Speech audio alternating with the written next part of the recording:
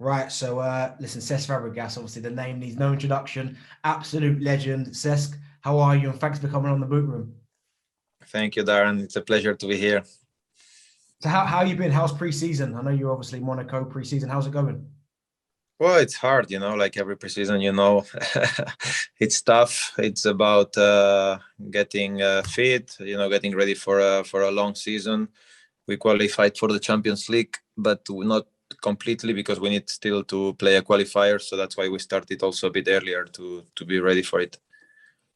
How was last season? I know obviously Monaco finished third. Lille managed to win the title, but I mean, how was it? Disappointing that you couldn't push a little bit closer, or is it kind of progression?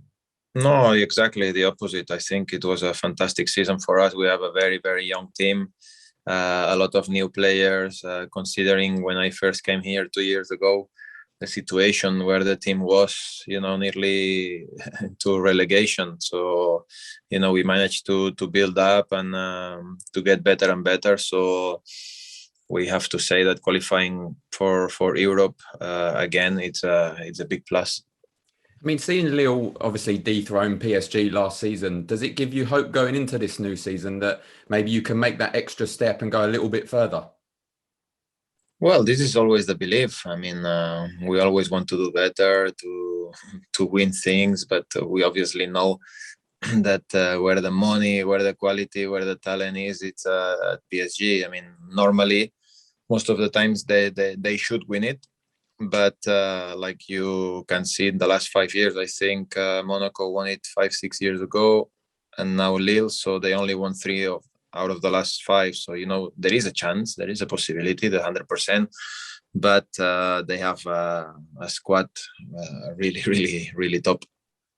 I mean, what about yourself? I mean, I think you believe you're coming into your last season. You're not old. You're still there. You still look fit and firing.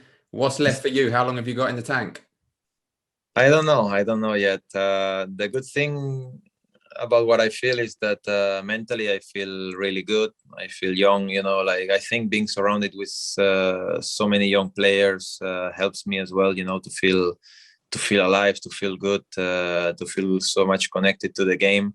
As you said, is my last year here, and I just want to enjoy it, do well, play, and then we'll see what happens next year, where my legs are, where my head is, and we'll make a decision from there. I'm sure you've got plenty more years in the tank, but I mean, we'll talk about the Euros. I mean, have you enjoyed the Euros? I mean, what have you made of it so far? Yeah, I'm liking it. I'm enjoying. There's some teams that are being surprising, especially lower teams, but also Italy. I think they're doing very well. Spain, they're growing into the tournament. Belgium, we expected a lot from them. It's probably the last chance for this generation as well.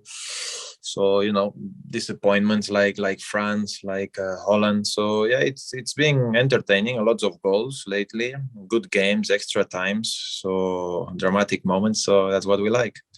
And you said there, what have you made of Spain? Because I think a lot of people were quite surprised and didn't really have them as favourites, but obviously they're growing into the competition. I mean, what have you kind of made of their performances?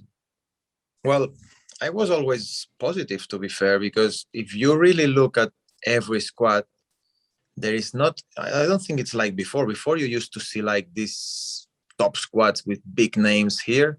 This year, I think it's more like all more stable, like good teams without being top individual players. Let's say maybe the one that we could all agree that was the best in terms of team and individual players was France, and they got knocked out. Probably now Belgium, if De Bruyne, Lukaku, Eden, Tielemans, I mean, they have very, very good players if they can be fit, but they are all good teams,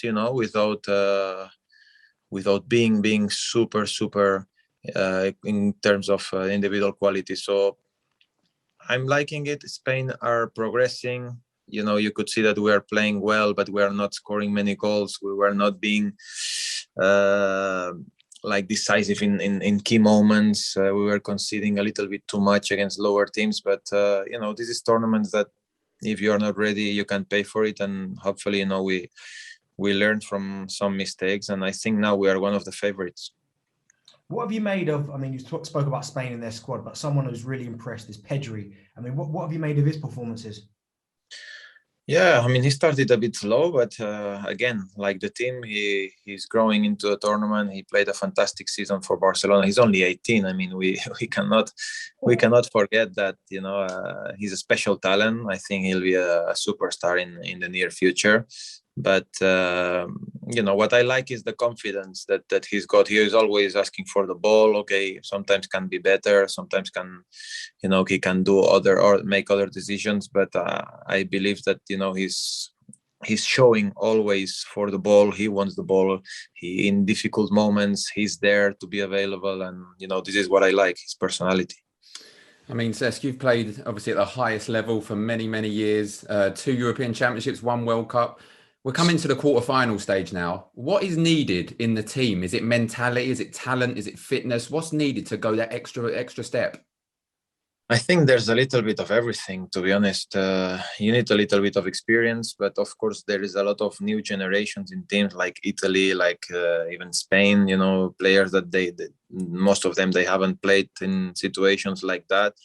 Physically, I believe that the teams that are stronger are making it very difficult for the rest. Even Switzerland, you could see Austria against Italy, they nearly knocked them out and they were so strong. I think Spain, having the ball so much during the game, they make the other teams tired as well, and then when they lose the ball they are fresh to press. But definitely you also need quality. I mean, in these moments normally the best players, the best team are the ones that they go through because they know what they're doing. They sense moments in the game where are very important, to know when you need to defend, when you need to attack, when you really need to go for it. And for example, that's one thing that I still sometimes miss in England, because I know they are winning and they're doing well, but I feel with the players they have, sometimes they could potentially do a little bit more, in certain moments. But again, it's being a good Euros, and hopefully the quarters will be the same as the last 16. I mean, what about squad depth? I was looking back over the World Cup that you played in. You played a pivotal part, obviously setting Iniesta up for the World Cup final winning goal. But I mean, correct me if I'm wrong, I don't think you started a game in that World Cup. So what advice would you give to the likes of, say, Jack Grealish, who doesn't start every game but has to come on and try and make an impact? Yeah, I actually made it very.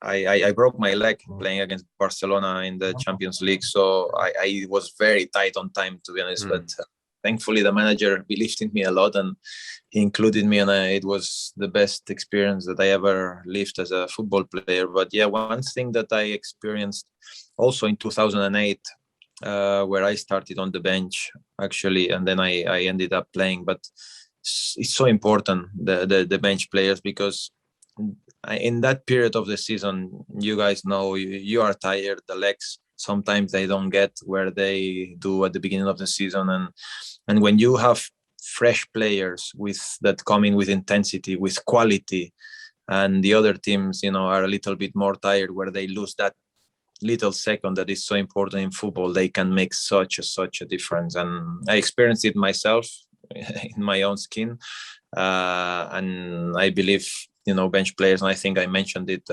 recently in one of my articles, that it can be key. And that's why I think England have a plus, because they have such a competitive bench and top quality players.